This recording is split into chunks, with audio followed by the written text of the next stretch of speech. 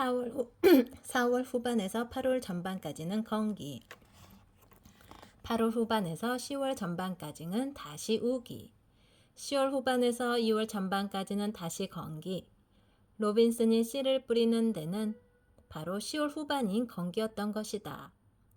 자신의 실패를 안 로빈슨은 새해 2월 중순에 축축한 땅에 나머지 밀과 벽씨를 뿌렸다. 이윽고 모두 싹이 텄다. 3월, 4월 동안 계속되는 비로 새싹은 싱싱하게 자라났다. 5월에 건기에 들어서면 이 싹은 무르익었다.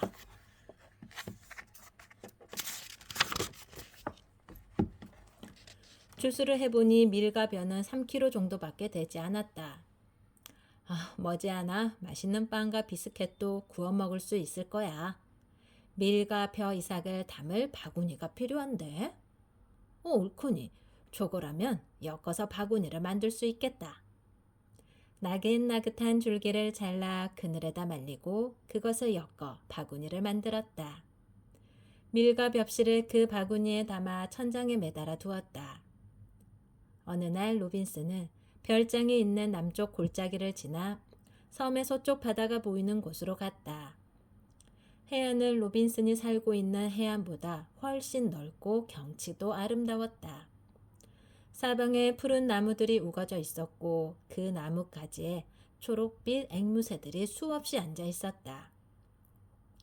앵무새들은 로빈슨을 보고도 도망칠 생각을 하지 않았다.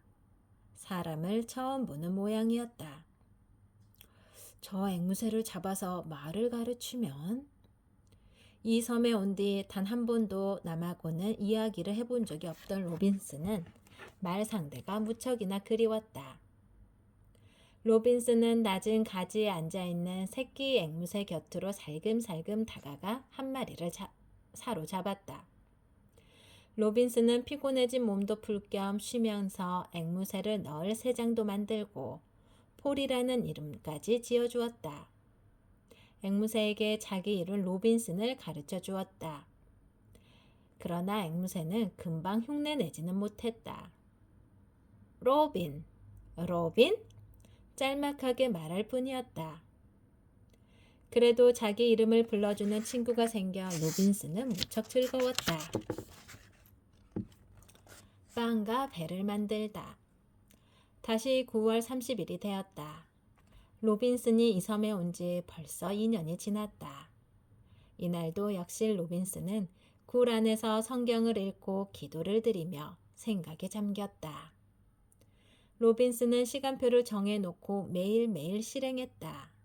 하루에 3번은 반드시 성경책을 읽고 하느님께 기도를 드렸다. 그리고 날씨가 좋은 날은 매일 3시간씩 사냥을 하고 나머지 시간은 과일을 따오거나 밭에서 일을 했다. 낮에는 워낙 더워서 서너 시간밖에는 돌아다닐 수 없었다. 그래서 일은 시원한 저녁 무렵에 몰아서 했다. 그동안에도 밀과 벼는 무럭무럭 자라나고 있었다. 이번에야말로 제대로 수확을 할 수 있겠는데? 그런데 문제가 생겼다. 사냥과 토끼가 와서 잎과 줄기를 닥치는 대로 먹어치우는 것이다. 할 수 없이 낮에는 몽둥이를 들고 몰려드는 짐승들을 쫓아냈고 밤에는 개를 두어 지키게 했다. 어렵게 거두어들인 밀과 벼는 곧 타작을 했다.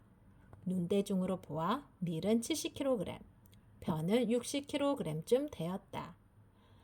한 움큼의 씨앗이 이렇게 많아지다니 이제 빵도 고를 수 있겠구나. 로빈슨은 기쁜 마음에 춤이라도 추고 싶었다. 로빈슨은 즉시 빵을 만들 준비를 하였다. 먼저 밀을 찢기 위한 절구가 필요했다. 로빈슨은 우선 큰 나무를 잘라다 절구 모양을 만들고 쇠나무로 절구통을 만들어 밀을 찧었다. 이제 고운 가루를 뽑아낼 채만 있으면 된다. 배에서 가져온 선원의 옷에서 헝겊을 잘라내어 올을 한 올 한 올 뽑아 채를 만들고 고운 가루를 걸러냈다. 물론 빵을 굽는 난로도 만들었다. 모든 준비를 마치고 밀가루를 반죽하여 난로에 올려놓았다. 그리고 항아리를 씌우고 1시간쯤 쪘다. 이윽고 항아리를 벗겨보니 구수한 냄새와 함께 먹음직스러운 빵이 구워져 있었다. 오, 빵이다! 로빈스는 한 입 베어 먹어보았다. 맛도 기가 막히게 좋았다. 야, 이 맛은 내가 지금까지 먹어본 다른 어떤 음식보다 좋은데? 그 다음 구울 때에는 건포도를 넣어 만들었다. 3년째도 이런 일 저런 일로 세월은 흘러갔다.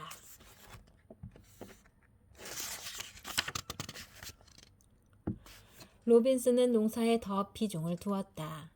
그래서 굴 속을 더 넓혀야 할 만큼 밀과 벼의 수확이 늘어났다. 어느 날 로빈스는 바다 저편을 바라보며 저곳까지 한번 가보고 싶다는 생각이 들었다. 그러려면 타고 갈 배가 있어야겠네? 그러나 나무를 베는 데만 20일, 알맞은 크기로 자르는 데 15일, 다시 배 모양으로 다듬는 데 한 달, 안을 도려내는 데 석 달이나 걸렸다. 그렇게 만들어진 배는 어마어마하게 큰 배가 되었다. 사람이 탄다면 26명은 충분히 탈 수 있을 것 같았다. 그러나 그러한 노력이 모두 헛수고가 되고 말았다. 만들어진 배를 해안까지 운반할 방법이 없었던 것이다. 배를 만드는데 정신이 팔려서 가장 중요한 것을 잊은 것이다. 어느덧 4년째의 기념일이 왔다. 여느 해처럼 하느님께 기도를 드리면서 하루를 보냈다. 섬에 살아오는 동안 내 마음도 무척 달라졌구나. 로빈스는 무엇보다 욕심이 없어졌다. 쌀도 밀도 그 밖에 먹을 것도 욕심을 부리자면 얼마든지 늘릴 수 있었으나 그럴 필요가 없었다. 여기서는 딴 사람과 비교하여 부자니 가난뱅이니 뽐낼 일도 없었다. 돈은 무용지물이었다. 로빈스는 배에서 가지고 온 금화와 은하를 볼 때마다 그저 웃고만 싶었다. 그것보다 로빈슨이 원하는 것은 한 병의 잉크였다. 5년째도 별다른 일 없이 그냥 지나갔다. 다만 이해 로빈슨은 한 척의 통나무 배를 만들었다. 이번에는 먼저 번보다 훨씬 작은 배였다. 로빈슨은 배를 옮겨 나르기 위해 해안까지 도랑을 팠다. 거리는 500m쯤, 너비는 1m 반쯤 되는 도랑 파는 일이 2년이나 걸렸다. 그리고 마침내 통나무 배를 바닷가로 끌어내는데 성공했다. 이런 배로는 저 먼 육지까지는 갈 수 없지만 이 섬을 둘러보는데 적격인걸. 돛은 난파선에서 가져온 것을 이용했다. 로빈슨이 이 통나무 배를 타고 섬을 둘러보려고 출발한 것은 6년째인 11월 6일이었다. 그러나 이 여행에서 로빈슨은 하마터럼 제2의 고향이라고 할 수 있는 이 섬마저 잃고 바다에서 헤매며 고생할 뻔했다. 조류에 잘못 실려 배가 한없이 바다를 향해 떠내려갔던 것이다. 마지막이라고 생각하는 찰나에 바람이 해안 쪽으로 불기 시작하여 죽을 고비를 넘겼다. 무서움에 질린 로빈스는 그 후로도 한동안 배를 타겠다는 생각을 그만두고 본집과 별장 사이를 오가며 조용하고 평화로운 생활을 보냈다. 그러나 그날 할 일은 결코 게을리하지 않았다. 비록 외톨이라 해도 일을 하며 자신의 생활을 조금씩이라도 향상시켜 간다는 것에 로빈스는 기쁨과 보람을 느끼고 있었다. 이제는 밭도 2군데나 되었다. 굴 속에 있는 쌀과 밀도 20명 정도의 사람이 섬에 갑자기 온다 해도 2년은 넉넉히 먹을 수 있는 양이 되었다. 그릇 만드는 솜씨도 훨씬 나아졌다. 나무로 틀을 짜가지고 그릇을 만들기 시작한 후로는 모양도 아주 매끈해졌다. 다만 화약이 눈에 띄게 줄어든 것만이 걱정이었다.